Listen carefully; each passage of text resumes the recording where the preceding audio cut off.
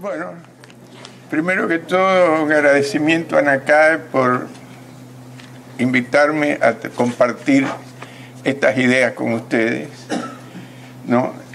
Realmente es más un producto de la amistad que de valores intrínsecos, y yo valoro la amistad cada día más. Entonces, quiero decirles, para empezar, quiero decirles que, como ustedes verán, yo no tengo PowerPoint, porque yo tengo un point of power.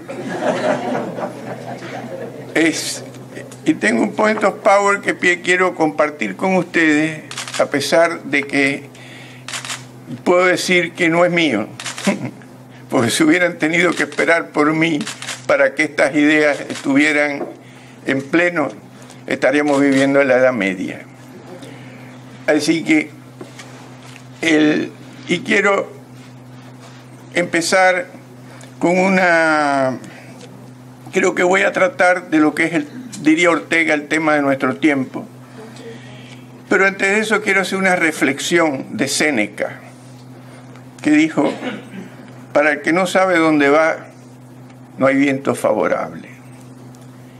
Y yo añadí: y para el que no sabe dónde está y no sabe por qué está ahí, es difícil que sepa dónde quiere ir. Entonces, para mí, la historia es fundamental, porque creo que hay una gran confusión histórica. Ustedes pensarán que soy un poco petulante y tienen razón. Pero es cierto. Creo que existe una gran confusión, particularmente con el mundo en que vivimos, que no sabemos por qué vivimos en este mundo y nos quejamos. Y todavía diría que tenemos una visión de este mundo a lo Jorge Manrique, de creer que cualquiera tiempo pasado fue mejor. Pero a cualquiera de ustedes lo ponen a vivir como vivía Luis XIV y se pegan un tiro directamente. Entonces, el mundo empezó a hacer algo y no vivir como vivían los egipcios hace 200 años a lo sumo. Y no sabemos por qué, y eso es lo que yo quiero discutir hoy con ustedes. Y hay otra confusión, que voy a decir una cosa que yo sé que va a ser chocante, pero no me extraña, porque, como decía mi mujer, yo no pierdo oportunidad de ser desagradable. La voy a decir.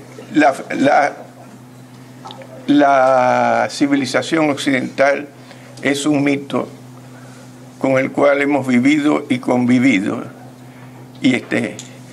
pero precisamente por el mito son muchos los muertos que están. Entonces, yo diría que la historia de la humanidad ha sido dramática y trágica, y realmente empezó a cambiar hace, como le dije antes, unos 200 años, hace poco, ya en 1956 escribió Popper, por quien yo tengo una gran admiración, y escribió que estábamos viviendo no en el mejor de los mundos, pero sí en el mejor mundo conocido.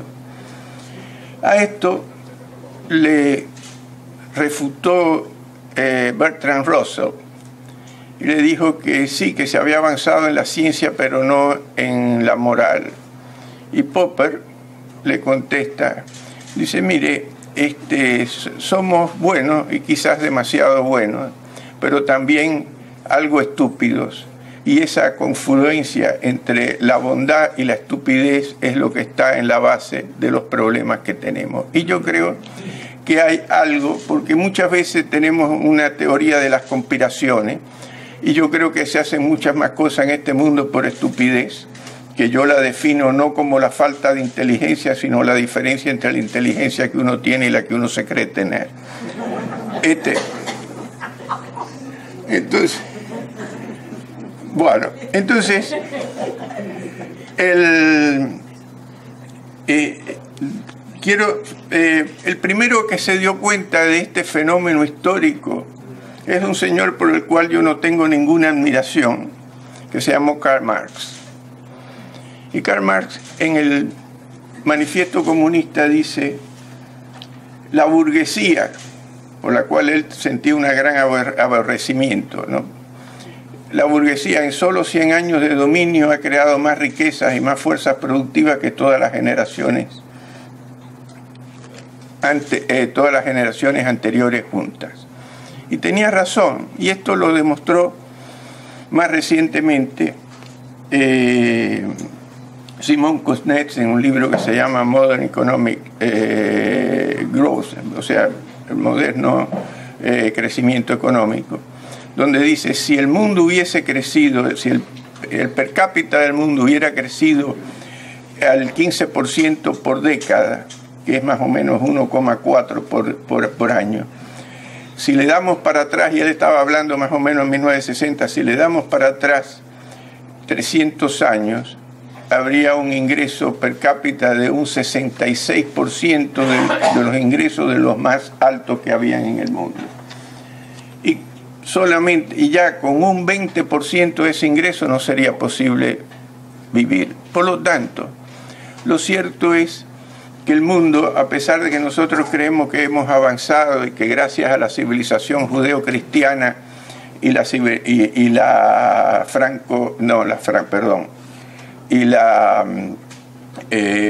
greco-romana hemos sido un proceso de crecimiento y de avance y de todo, es falaz. El mundo permaneció así y de pronto hizo así. Y la pregunta a contestar, y es trascendente, es: ¿qué fue lo que hizo cambiar al mundo? Y tenemos toda una serie de ideas, a mi juicio falaces también. Creemos en Weber, por ejemplo, ¿no? Ya Weber lo voy a discutir después, pero antes quiero destacar el hecho de que el mundo empezó a cambiar con una revolución que, no sé a ustedes, pero a mí no me la enseñaron nunca, que se llamó The Glorious Revolution.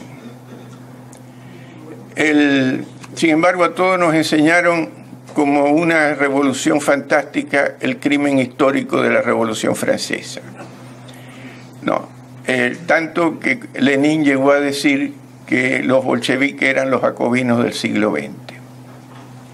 Entonces, esta Glorious Revolution, porque de Inglaterra lo que se conoce es la revolución industrial, pero la revolución industrial fue consecuencia de una revolución ético, política y jurídica que vino de que finalmente se puso en práctica por primera vez en la historia las ideas de John Locke. Yo no quisiera cansarlos con la historia, pero es que si esto no se entiende, prácticamente es imposible entender el mundo que estamos viviendo y hacia dónde vamos. Y fue John Locke el primero que habló de los derechos individuales: a la vida, a la libertad, a la propiedad y el derecho del hombre a la felicidad, a la búsqueda de la felicidad. Y después esto lo recogió la Constitución americana. Y a partir de ahí empezó a cambiar Inglaterra, que hasta ese momento, no obstante que nosotros tenemos un complejo casi de inferioridad, aunque no es un complejo propio, porque decimos, nuestra cultura, le echamos la culpa a los reyes católicos y a las carabelas, porque no vinimos en el, ¿cómo se llamaba el del barco de los americanos? En el Mayflower. Pero cada vez que decimos esto, en el fondo decimos nuestra, pero en el fondo estamos diciendo ellos, porque ninguno de nosotros se siente idiota. Entonces, y prácticamente, si decimos que es nuestra cultura, estamos diciendo nosotros somos idiotas y no tenemos ninguna solución. Y yo, perdónenme, mi petulancia me impide pensar que somos idiotas, por lo menos yo. Así que no concuerdo con esa teoría. Entonces, y lo que hay que tomar en cuenta es que la economía no es un proyecto, sino un resultado. Durante muchísimo tiempo, la guerra era todo, la ética era lo único que importaba, ¿no? Y esto está desde Platón, siguiendo prácticamente con Rousseau, con Kant, Hegel. Marx lo planteó de otra manera, pero estábamos en la misma línea. Después vamos a ver a Marx un poco más, porque aunque ustedes no lo crean, Marx está presente, ¿no? A través de la socialdemocracia. Entonces, lo que hay que reconocer es que hubo una ruptura entre la filosofía política franco-alemana y la filosofía política angloamericana. Ese cambio sideral fue, por eso dije que no existía la civilización occidental, porque en el occidente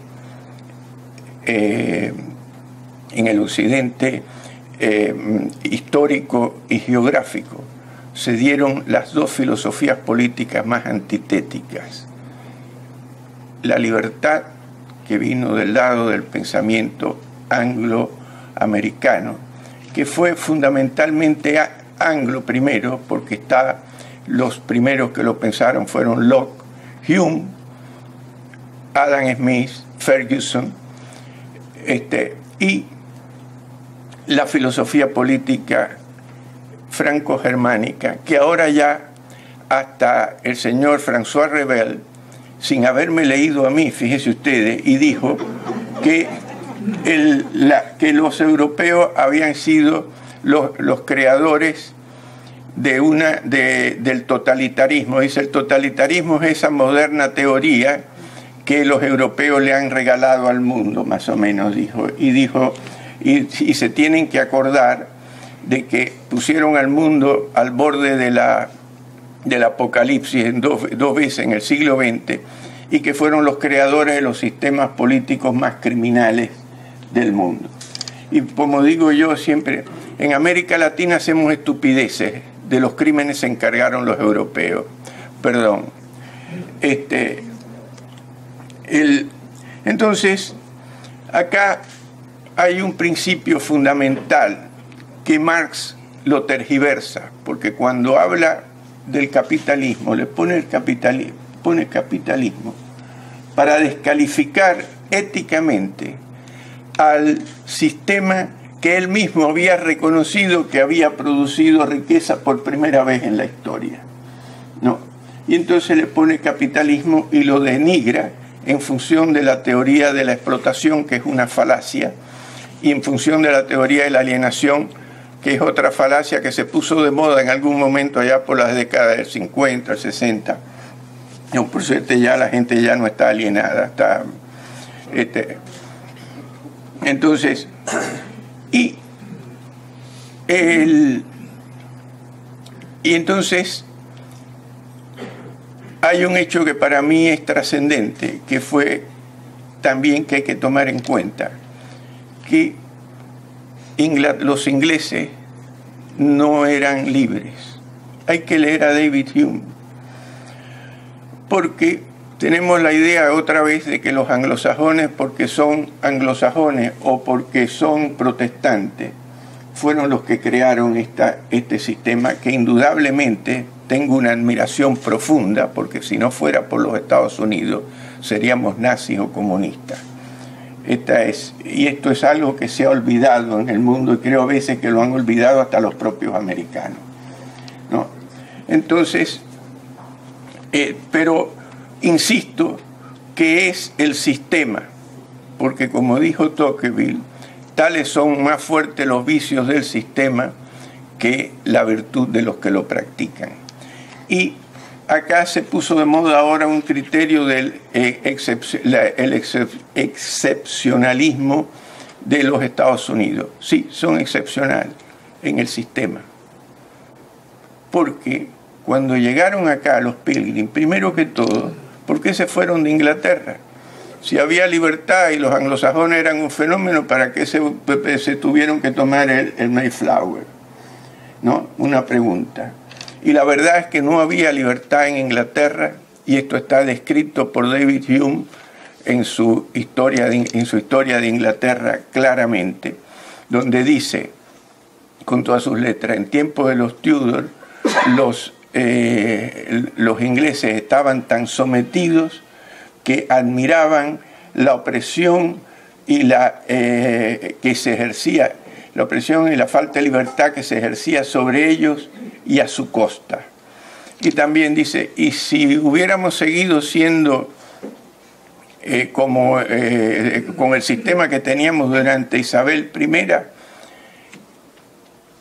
seríamos tan pobres como la costa de Bavaria. Y esto es importante porque también dice que los ingleses, que Isabel era popular, y esto lo hemos visto, la popularidad no cambia, ¿no? Y dice, y esta es una prueba de que a los ingleses no les interesaba la libertad en ese momento, porque no había libertad. Estaba, en ese momento en Inglaterra estaba la corte del Star Chamber, ¿no? Que es una corte que la manejaba la reina. Cuando querían condenar a alguien, la reina iba y la condenaba. O sea, no había separación entre el poder judicial y había la corte del High Commission, que se encargaba de la, ¿cómo se llama? Se encargaba de la Inquisición en Inglaterra, que la había también. Porque quiero decir que los protestantes no es que fueran más buenos, como dijo Elston en un libro que se llama Reformation Europe, dijo, ni Calvino ni Lutero propusieron nada para ampliar el ojo de la aguja. No sé si está claro lo que estoy diciendo. Bueno, entonces, y aparte de esto, si la revolución industrial pasó en Inglaterra, tendría que haber pasado en Alemania, que fue donde se dio donde se produjo el primer protestantismo con el señor Lutero, y no fue en Alemania, que fue uno de los países más atrasados de Europa hasta fines del siglo XIX, prácticamente, con Bismarck, que vino Bismarck. Y sin embargo se dio en Inglaterra, donde la religión, como ustedes saben, la religión anglicana fue el producto no de un criterio teológico, sino primero fue como consecuencia de que Enrique VIII no quería seguir pagando diezmos y primicias a la Iglesia de Dios, quería cobrarlas él. Y de paso inventó el divorcio vincular, desvinculaba la cabeza de las mujeres de él de los cuerpos de las mujeres. No. Entonces, y además de eso, el anglicanismo siguió siendo la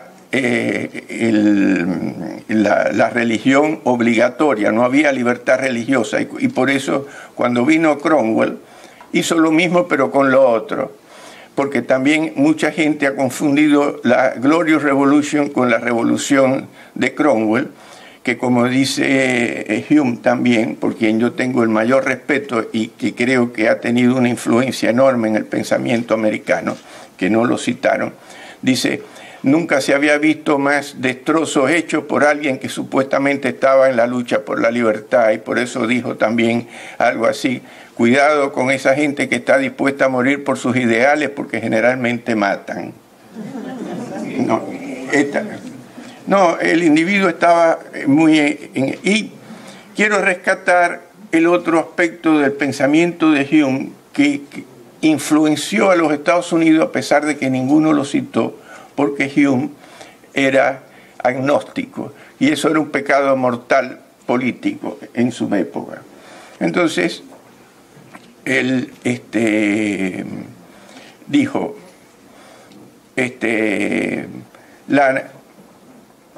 la naturaleza humana no la podemos cambiar. Si queremos cambiar los comportamientos, tenemos que cambiar las circunstancias. En otras palabras, estaba diciendo que había que cambiar el sistema político. Y lo que quiere, cuando hablaba de la naturaleza humana, no estaba hablando en contra de los latinoamericanos. estaba tomando en cuenta a los anglosajones también. En otras palabras, sabía que el egoísmo formaba parte de la naturaleza del individuo, y tanto que dice que el mundo avanza por el egoísmo. Si el egoísmo es un vicio, por el vicio. Si es una virtud, por la virtud. Pero todo el mundo actúa en función de sí, inclusive cuando ama, porque uno no ama por el otro, ama por sí mismo. Y eso sí es Armando Rivas. Entonces,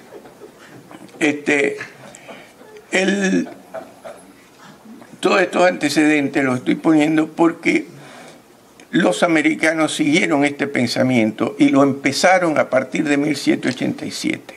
Hasta 1787 los anglosajones estaban tan atrasados o más atrasados que los países de América Latina, ¿no?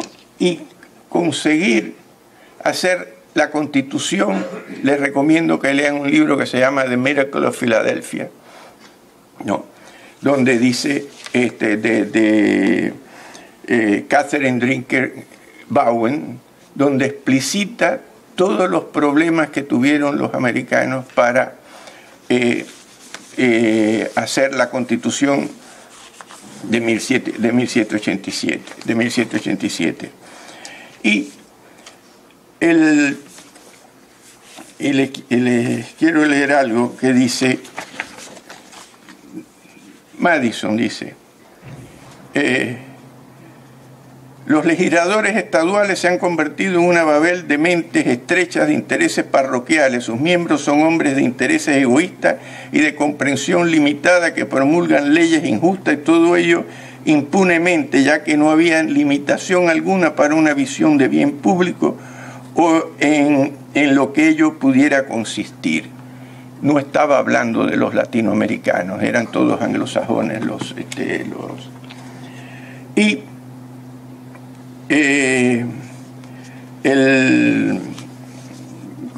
¿cómo se llama? Y Hamilton, perdón, porque yo lo que sí no tengo de anglosajón es la organización, ¿no? Ustedes me lo van a perdonar.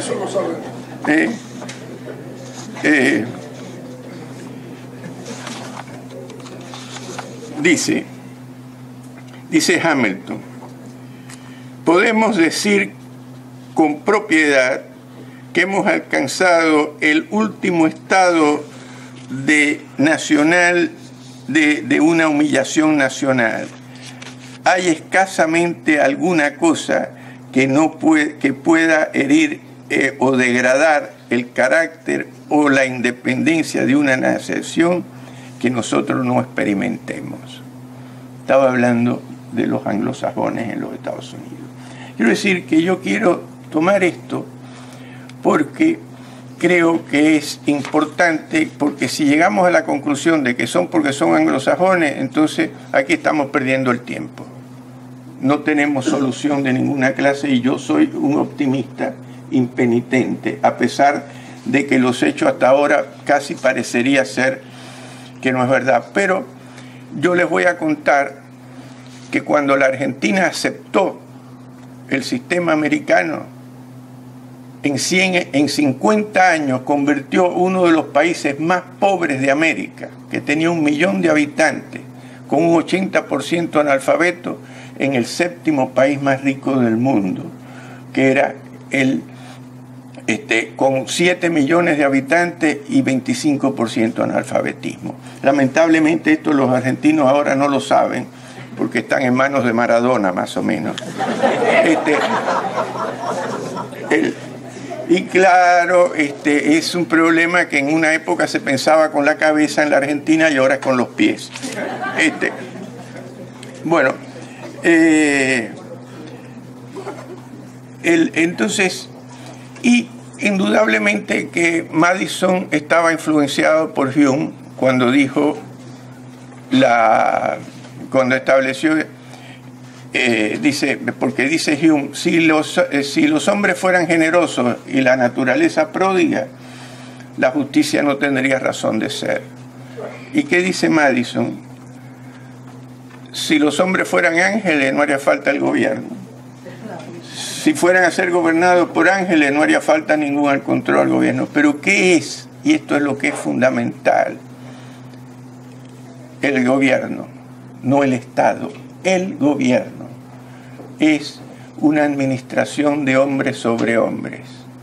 Por tanto, hay que poner limitación, y se sabe que la limitación en el pueblo es importante, pero se necesitan otros elementos, porque ya había dicho también que en una sociedad donde una mayoría se podía reunir para violar los derechos de las minorías, se encontraban como en el estado de naturaleza, donde el individuo más débil estaba a merced del más fuerte. Entonces, yo les digo, lo que le acabo de describir, de alguna manera, es el rule of law. Hecho que se ha ignorado, tan es así que hace 2 años salió un artículo en The Economist que parece que algunos economistas se habían enterado que existía el rule of law. Y quiero decirle que el rule of law, porque tenemos la costumbre de decir, no, lo que importan son las instituciones, o si no, el Estado de Derecho. Depende, el rule of law es un Estado de Derecho y una institución con un carácter determinado, donde lo principal es que las mayorías no tienen el derecho a violar los derechos de las minorías, que los derechos individuales están protegidos por la Constitución y por lo que se llamó después el Judicial Review, y les recomiendo un libro de un casi amigo mío de hace mucho tiempo.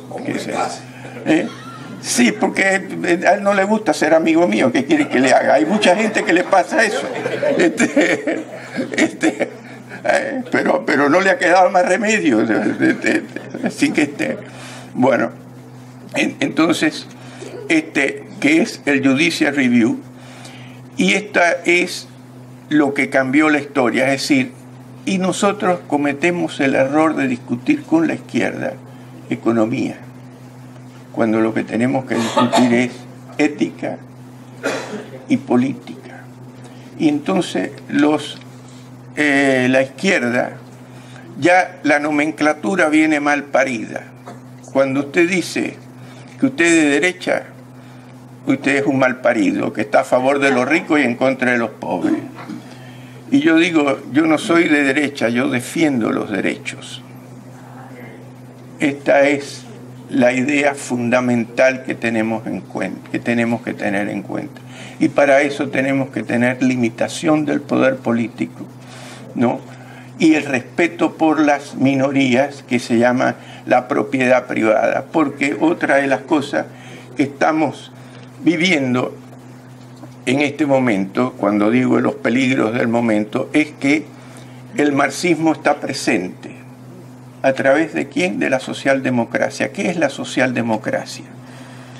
La socialdemocracia fue una genialidad del señor Edward Bernstein. Estos alemanes siempre nos traen mal, ¿no? Ahora también se ocupan con Crono de producirle algunos efectos a uno, ¿no? Entonces, este señor Bernstein en 1899 escribe los condicionamientos del socialismo. Y ahí dice que Marx estaba equivocado, que no iba a haber una revolución ni una dictadura del proletariado. Y yo ahora lo voy a poner en términos de Armando Rivas. La gente va a ser tan idiota que va a votar por el socialismo. Y como decía un señor que en Cuba no era muy conocido, que se llama el padre Varela, y decía, una cosa injusta no se convierte en justa porque muchos la quieran. Y no se quiere reconocer que donde no hay respeto por los derechos individuales no hay generación de riqueza. Y la ética fundamental parece estar en el derecho del hombre a la búsqueda de la propia felicidad, que viene de Locke originalmente y fue recogida por Jefferson. Y ese derecho es fundamental porque ese es el reconocimiento ético de los intereses privados, donde admitimos a priori que los intereses privados son contrarios al interés general, lo único que tenemos es el interés particular de los gobiernos para tener el poder absoluto. Y esto es lo que está pasando, y por eso insisto que tenemos que discutir que los derechos individuales no son los derechos humanos. Es cierto que dentro de la Declaración internacional de los derechos humanos existe muchos derechos reconocidos de los que están entre los derechos individuales, pero hay un artículo que es el artículo 25,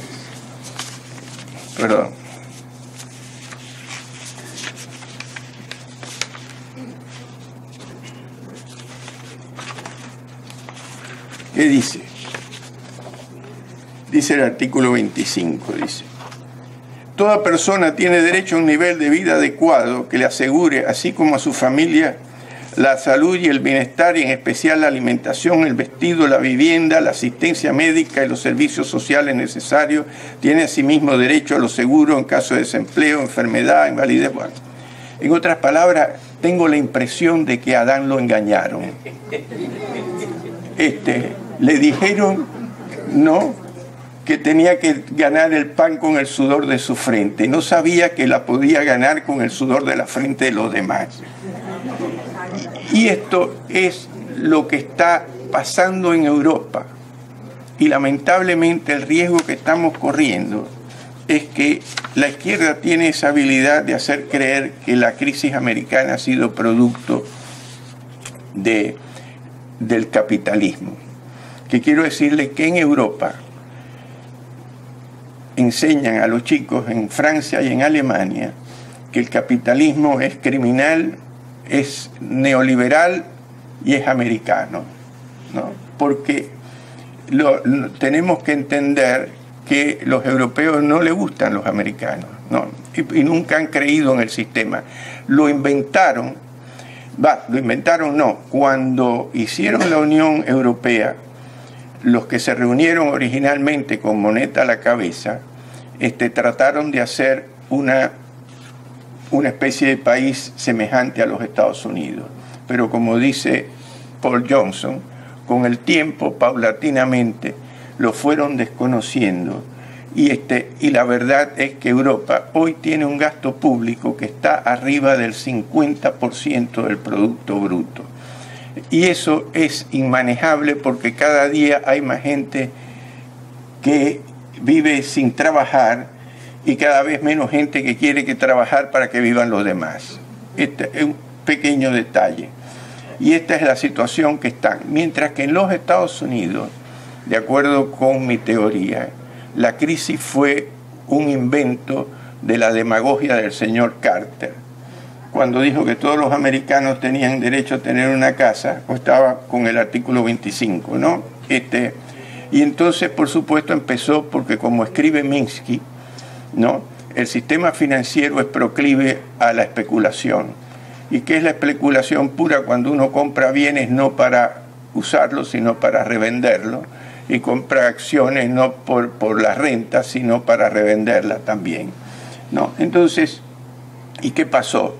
Cuando le crearon toda el Fannie Mae y el Freddie Mac, empezó el tema de los subprime, ¿no?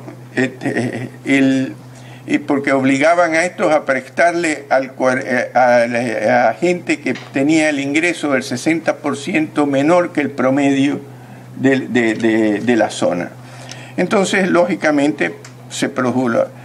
Yo de todas maneras, creo que la crisis americana se está superando. Ahora ya se dice que va a crecer un 4%.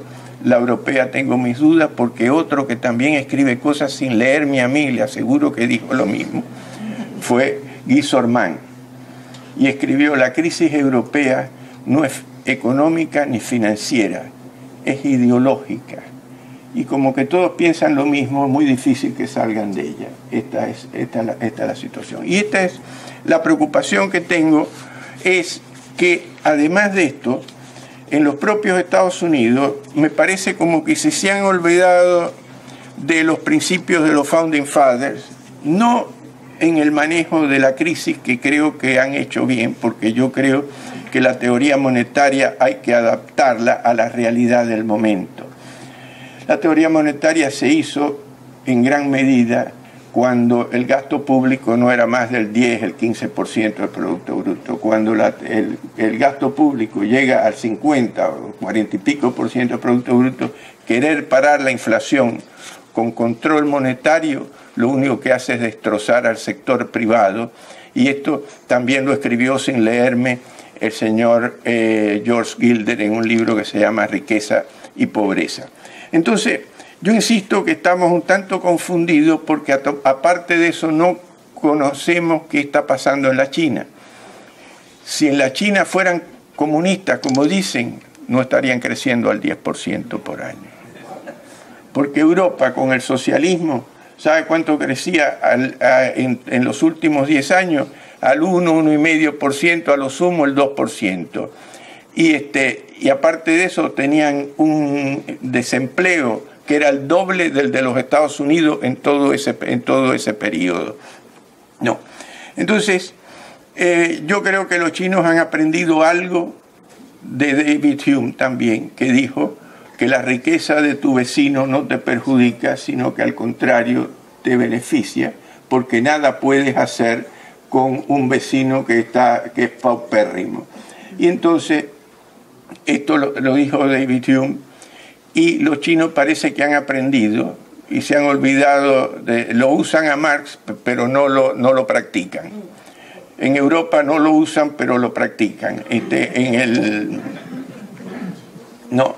Entonces, por eso están creciendo y por eso le compran los bonos a los Estados Unidos, porque saben que en última instancia su economía depende de que la economía americana no se caiga.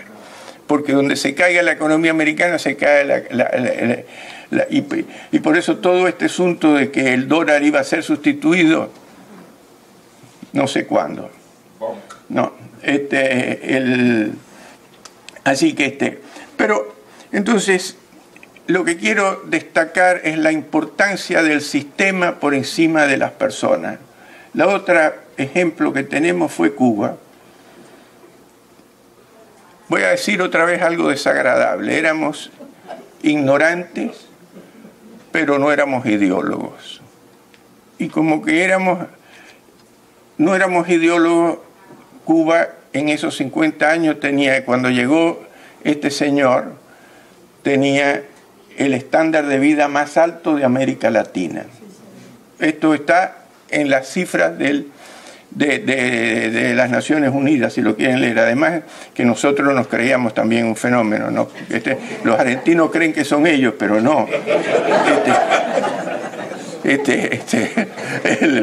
No. Pero nuestra ignorancia permitió que cuando llegara este señor salieran a gritar Cuba sí, yanquis no. Bueno, ahí tienen Cuba sí. Y esto es algo que hay que tener muy en cuenta, porque en el fondo, inclusive hoy, los que están en contra de Fidel Castro, los dos movimientos que hay, que son el Varela y el otro, que no me acuerdo ahora cómo se llama, espera un momentito.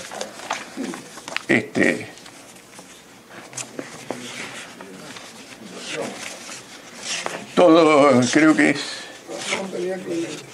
espera un momento. Al proyecto Todos Cubanos. Los dos dicen que son socialistas y hay que entender que Fidel Castro es el culpable del sistema, pero el culpable de la pobreza es el sistema, ¿no? ¿Por qué? Porque indudablemente que el sistema político del rule of law tiene un detalle importantísimo. Está hecho para los hombres como son y no como deben ser. Todos los sistemas que pretenden que el hombre sea como no es, están en la utopía. Y como decía Karl Popper, la utopía es la madre de la violencia. Y lo único que tenemos es que cuando se crea un sistema para los hombres como deben ser, lo manejan hombres que son como son, ¿no? y destrozan a los demás. Esto es porque no hay un solo país que haya crecido con el socialismo.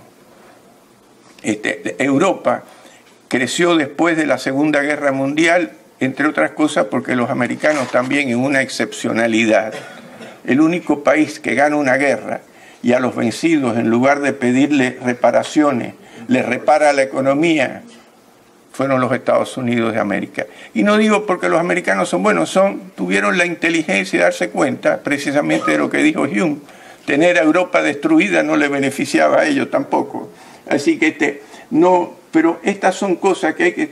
Yo no estoy predicando virtudes, sino soluciones a pesar de las no virtudes. Esto es lo que estoy tratando de decir, ¿no?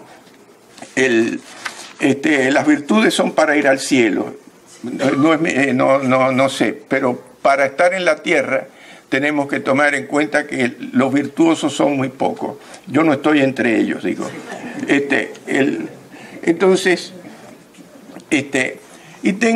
Entonces tenemos en América Latina que no acabamos de entender que la democracia hoy, como que los Estados Unidos, en lugar de defender el rule of law, defienden democracy, y democracy es majority rule, y se olvidan que tanto Hitler como Mussolini eran populares, y en Argentina, ni qué digamos de Perón, que todavía para ser presidente en Argentina hace falta ser, por lo menos hay que decir que es peronista. Después uno puede ser lo que quiera, pero hay que decir que es peronista. Y en Cuba Fidel Castro no podemos negar de que estaba, y como teníamos, yo digo que teníamos una enmienda plan mental,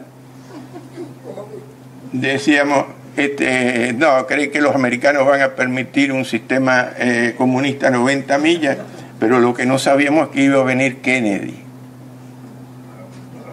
No, y los Kennedy son unos personajes históricos, ¿no? Que ahora lo quieren salvar y toda esta cuestión, pero a Kennedy le debemos toda la guerrilla en América Latina que se financió y se entrenó en Cuba, ¿no? Así que y después a Carter le debemos el tema que tenemos con el Medio Oriente, con los mullahs, gracias a que estaba influenciado por un individuo que creo que está asesorando al presidente Obama, que se llama Zbigniew Brzezinski. Y Zbigniew Brzezinski dijo que él era marxista porque el marxismo era la mejor forma de entender al mundo y toda esta cuestión. No es que me lo dijo a mí, lo escribió en un libro que se llama La Era de Between Two Ages, the Technotronic Era. Y él fue quien insistió para sacar al Shah de Irán, y vinieron los mullahs. Y como dice la Kirkpatrick, el Departamento de Estado parece que se opone a los dictadores que están a favor de los Estados Unidos y defiende a los dictadores que están en contra, ¿no?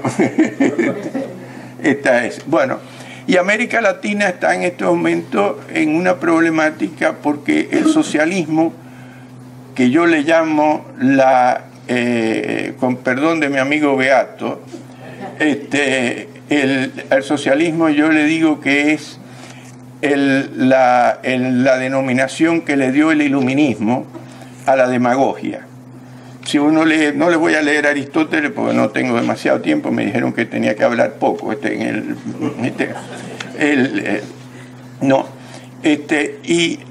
ustedes saben que yo al iluminismo, ¿sabe cómo le denomino? El oscurantismo de la razón, porque cuando la razón se hizo absoluta llegó el totalitarismo, ¿no? Y esto, como lo digo, ahora también lo escribió Peter Drucker, que tampoco creo que me leyó, pero pero ¿qué le digo? ¿No? Entonces, esto es lo que está vigente como ética, porque como dijo Thomas Sowell, la izquierda se ha apropiado de la ética, y el que está en contra de la izquierda no solamente es el que está en contra de la izquierda no solamente es está equivocado, sino que es un pecador. En el caso mío, lo de pecador es cierto, lo que no es cierto es que esté equivocado. Soy un pecador frustrado, le quiero decir. Entonces, y quiero señalar otro hecho que estamos viviendo, que es un error a mi juicio de política de Estados Unidos, que es el problema de la droga. Los americanos tendrían que haber aprendido ya de su experiencia con el alcohol que el crear y hacer la prohibición de la venta de droga y el permiso para que uno la pueda consumir es crear el mercado para crear el mejor negocio del mundo, que hoy es más negocio prácticamente que los...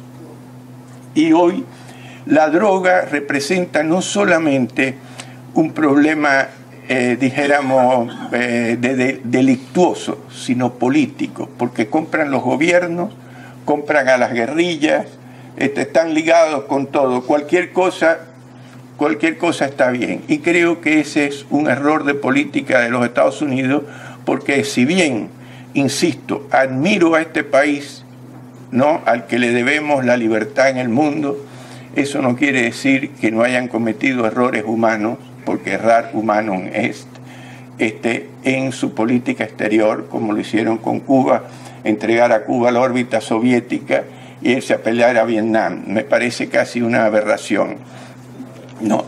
Entonces, creo que tenemos un peligro latente, que es la incomprensión del sistema que genera la libertad y que como consecuencia de ella genera la riqueza.